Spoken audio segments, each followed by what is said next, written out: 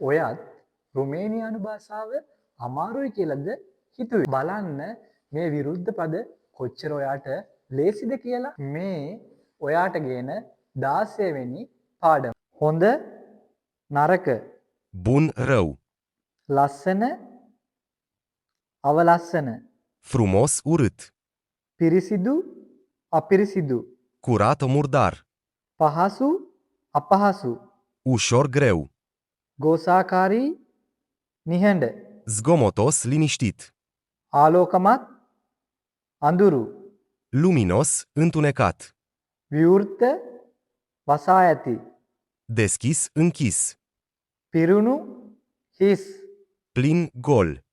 ආරක්ෂිත අනාරක්ෂිත, Sigur, periculos. ඉහළ පහළ, Înalt, jos. ළඟ දුර, Aproape, departe. ඉදිරියෙන් පසුව. De vreme, târziu. මීට අමතරව ඔයා දන්න රුමේනියානු භාෂාවේ විරුද්ධ පද කමෙන්ට් සෙක්ෂන් එකේ ලියාගෙන යන්න. චාෝ